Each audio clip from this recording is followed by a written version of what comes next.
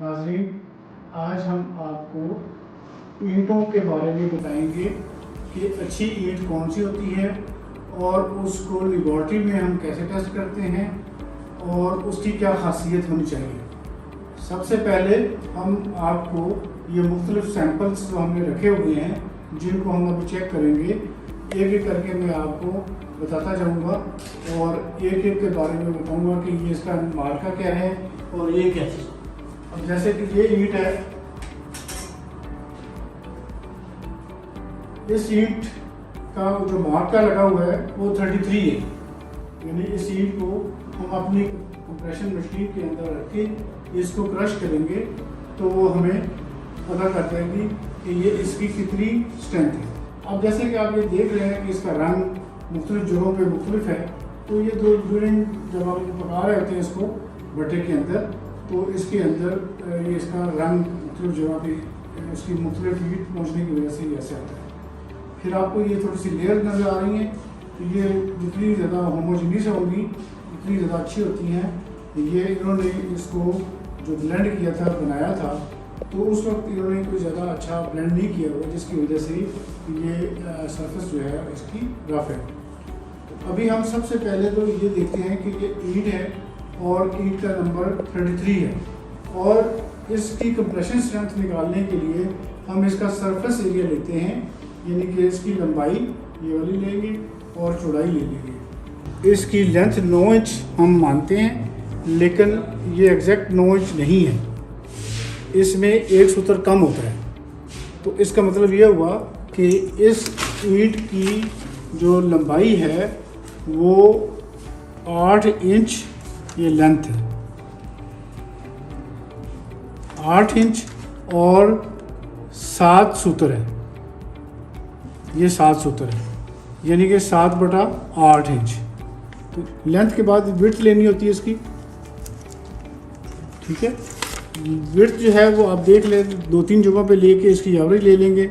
यहाँ पर आप देख रहे हैं कि हम कहने को इसको कहते हैं कि 4.5 इंच की होनी चाहिए, लेकिन 4.5 इंच आप देख रहे हैं कि ये नहीं है। 4.5 इंच के अंदर ये 4 इंच है, ये 1 सूत्र, 2 सूत्र और ये ऑलमोस्ट 3 या 2 कह दें।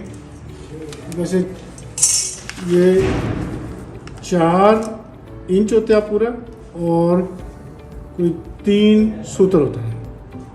3 सूत्र को हम 3/8 लिखते हैं, तो इसको फिर हम वेरिफिकेशन के उसको फ्रैक्शन को तकसीम करके आगे हम निकाल लेंगे।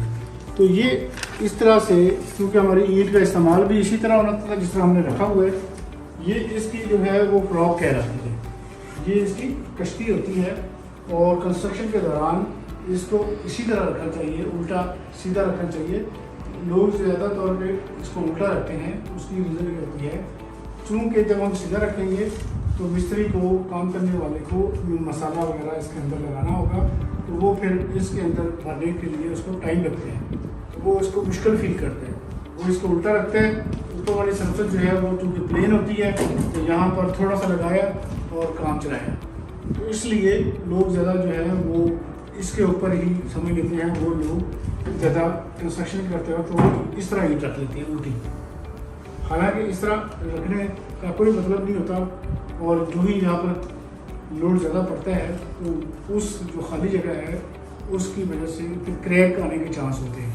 तो ज़्यादा बेहतर और टेक्निकल तरीका यही होता है कि आप इसको इस तरह, जिस तरफ मार्का लगा हो उस तरफ जो है वो इसको रखना चाहिए। तो अब हम इसको टेस्ट करेंगे। हमने इसकी पैमाइश कर ली है, फिर उसके बाद हम इसकी कैलकुलेशन करेंगे कि ये जो इसका सरफेस एरिया है, फिर हम इसकी जो वैल्यू यहाँ पर आएगी वो पाउंड में है या किलोग्राम में है या न्यूटन्स में है, उसमें सिस्टम होते हैं, तो हम इसको पाउंड में देखेंगे कि ये पाउंड में कितनी वैल्यू है।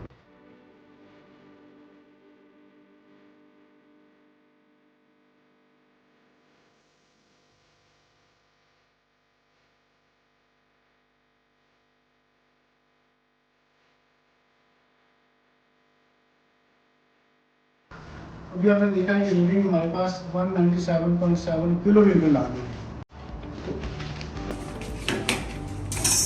इसकी लोड जो है वो 197.7 किलो न्यूटन आ गया। 1 किलो न्यूटन कितने के बराबर होता है? हम अभी ईंट को क्रश कर चुके हैं। ईंट को क्रश करने के बाद हमने ये देखा है कि ये जो लेंथ थी 8 इंच और 7 सूत्र, तो 7 सूत्र को हमने लिखा 7/8 और विड्थ को 4 इंच और फिर 3 सूत्र 3/8 लिखा। फिर इन इंचेस को हमने 12 पे पहले डिवाइड कर लिया था, लेकिन ज़रूरत नहीं है क्योंकि हमारा जो जवाब है हमें PSI में चाहिए, तो इसलिए हम 12 पे डिवाइड नहीं करेंगे। हम जितने इंच है उसको हम लिख लेंगे और उसी को हम अपने फार्मूले में डालेंगे। तो फार्मूला हमारा ये जो स्ट्रेंथ निकालने के लिए है, ये प्रेशर निकालने के लिए प्रेशर P से ज़ाहिर करते हैं, तो P F/A होते हैं। F हमारी फोर्स है जो मशीन से रीडिंग पे आई है, वो है 197.7 किलो न्यूटन, और 1 किलो न्यूटन जो है वो उसका कन्वर्जन बनता है 224.879 पाउंड। तो अब हमने इसको डिवाइड जो करना है वो ईंट के एरिया से करना है। तो ईंट का एरिया जो है वो 8.875 इंच और ज़रब 4.375। तो जब हम इनको तकसीम करते हैं, डिवाइड करते हैं, तो इसके बाद हमारे पास ये 1144.65 पाउंड पर स्क्वायर इंच आ गया, जिसको हम PSI लिखते हैं। तो अब ये इसकी स्ट्रेंथ आ गई 1100, आप कह लें 45 आ गई PSI।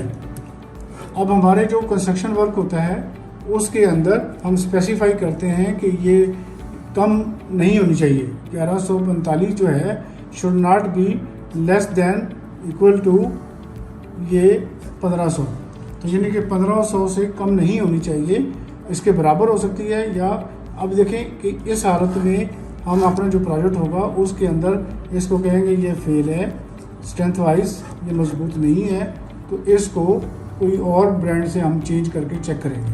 अभी हम एक और टेस्ट करते हैं, फिर देखते हैं कि हमारे सैंपल नेक्स्ट वाला पास होता है या नहीं। तो ये पेशावर की या खैराबाद की ईंट है जो वहाँ से आती है, तो इसके ऊपर हम देख रहे हैं कि इसकी लेंथ चेक करेंगे, विड्थ देखेंगे। अब ये देखिए इस तरह नहीं होनी चाहिए ईंटें जहाँ भी इस्तेमाल करनी हो, इसकी खैर बेहतर होती है, ये पकी हुई ईंटें होती है, लेकिन ये जो चीज़ें होती हैं ये फिर इसकी टोटल वॉल्यूम को कम करती हैं, इसकी स्ट्रेंथ को कम करती हैं, क्योंकि ईंट का एरिया कम हो जाएगा तो स्ट्रेंथ भी कम होगी। अब हम इसकी पैमाइश करते हैं यहाँ से, तो ये देखें ये 8.5 है, तो इसका मतलब है इन्होंने ईंट का साइज़ ही कम रखा हुआ है, 8.5 है, जो स्टैंडर्ड साइज़ नहीं है। बेसिक तो हमें स्टैंडर्ड जब अपने अपनाना होता है तो स्टैंडर्ड साइज़ ये होता है कि इसका एक सूत्र कम होता है, एक सूत्र इसका कम हुआ, एक सूत्र दूसरा का कम हुआ, 2 सूत्र दरमियान में मसाला लगाते हैं, तो फिर वो पूरी ईंट की लंबाई 9 इंच की पूरी बन जाती है। तो इसी तरीके से इसकी चौड़ाई जो है, अब इसकी हम लंबाई लिखते हैं तो ये 8.5 है। इसकी लेंथ लिखेंगे, लेंथ है 8.5 इंच।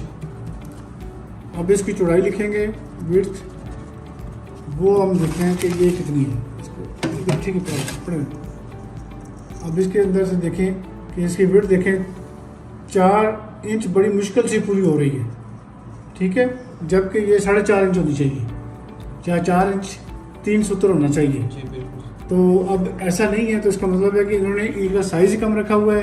पैसे बढ़ाएंगे और महंगाई को कंट्रोल कर लेंगे कि अगर कोई चीज़ 15,000 रुपये में बिक रही है तो वो ये 12,000-13,000 में बेचेंगे, उनको फिर भी फ़ायदा है। और इसकी अभी हमने पैमाइश की है तो वो 4 इंच चाहिए। तो अब हम इसको इसका वो प्रेशर देखेंगे, फोर्स देखेंगे मशीन के ज़रिए से। अब हम इसको सैंपल को मशीन के अंदर रखते हैं।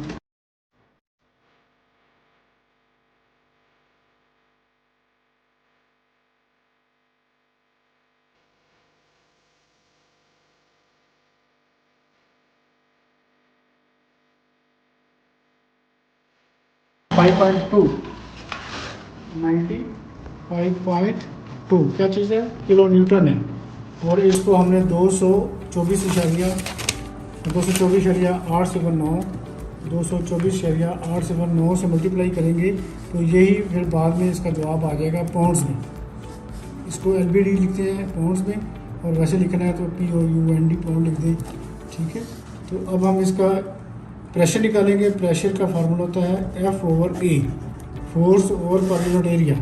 तो एरिया जो है वो हमने ईंट का निकालना है, तो वो उसका 8.5 इंच मल्टीप्लाई बाई 4 इंच, उसको इंचेस में रखना है। तो ये हमारे पास हो जाएगा 34 स्क्वायर इंच। ठीक है, अब हम इस फार्मूले में लगाते हैं। F जो है वो हमारे पास वो ये है 95.2 224.809 डिवाइड बाई 34। अब हम इसको देखते हैं प्रेशर कितना आता है। तो 95.2 मल्टीप्लाई बाई 224.809 डिवाइड बाई 34।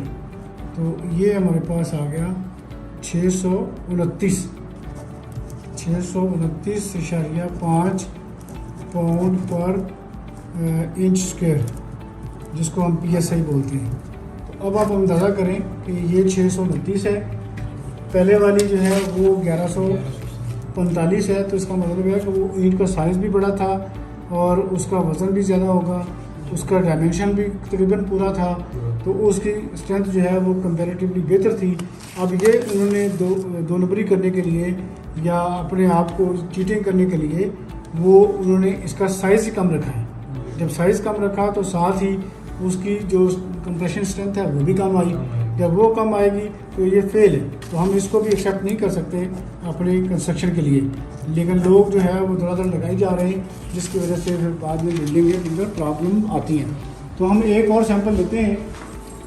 अभी हमारे पास ये आया है RF, और दरमियान में शायद S लिखा हुआ है। RF का ये भट्टा है यहाँ पर सरलाई पे। अब हम इसका भी यही करेंगे कि इसकी लेंथ देखते हैं कितनी है और इसकी विड्थ देखते हैं कितनी है। तो ये अमल जो है हम रिपीट करते हैं मुख्तलिफ सैंपल्स के लिए, और जो सैंपल हमें क्वालिफाई करता है तो वो हम उसको रिकमेंड कर देते हैं कि ये चीज़ ठीक है। ये 4 है, ये 5 है, ये 5 सूत्र है।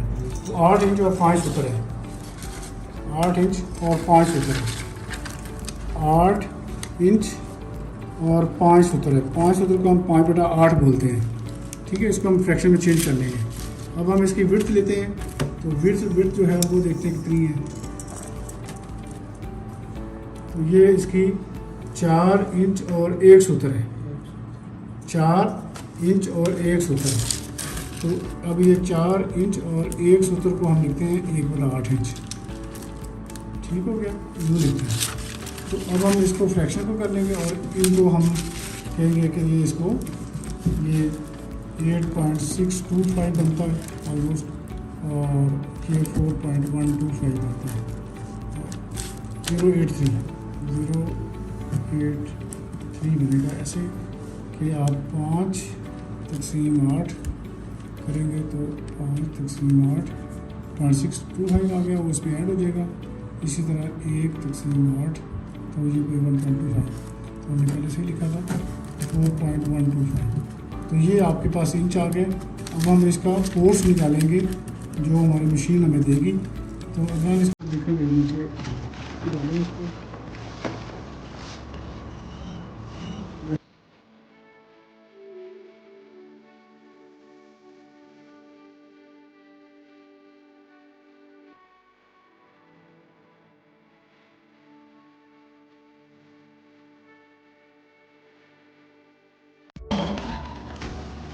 इसकी फोर्स आ गई 238.9 और ये आया किलो न्यूटन, और 1 किलो न्यूटन हमने अभी कन्वर्जन पढ़ी है इसकी 224.809 पाउंड के बराबर आती है। ऐसे हमने देखा। अब हम इसी फोर्स को जब हम अपने फार्मूले में लगाएंगे तो फार्मूला होता है F/A। F हमारे पास फोर्स है जो हमारे 238.9 किलो न्यूटन थी, तो इसको हमने 224.809, जो लोग किलो न्यूटन में लेना चाहते हैं तो वो मल्टीप्लाई नहीं करेंगे, और जो हमारे ईंटों की पैमाइश है वो भी फिर मिलीमीटरों में उसमें लेंगे, तो वो उसके अंदर आ जाएगा उसके दूसरा यूनिट जो। ये हमारा FPS सिस्टम है। तो इसके अंदर एरिया जो है हमारे पास 8.625 मल्टीप्लाई बाई 4.125। इसको हम कैलकुलेट करते हैं तो देखते हैं क्या जवाब आता है। 238 multiply 224.809 divided by 8.625 divided by 4.125। तो ये हमारे पास देखें अब क्वालिफाई कर गई है 1503.86 पाउंड पर इंच स्क्वायर। ठीक है, इसको हम PSI कहते हैं। तो अब इस तरह से ये 1500 PSI जो स्ट्रेंथ होती है वो हमारी स्पेसिफिकेशन के मुताबिक है। तो नाज़रीन, अभी आपने देख लिया कि हमें ईंट को किस तरह से आपको चेक करवाना होता है लेबॉर्ट्री के अंदर। लेबॉर्ट्री जो है वो आपको और भी टेस्ट बताएगी, वो हम आपको नेक्स्ट मीटिंग में या नेक्स्ट लेक्चर में बताएंगे कि ईंटों के और कौन से टेस्ट होते हैं।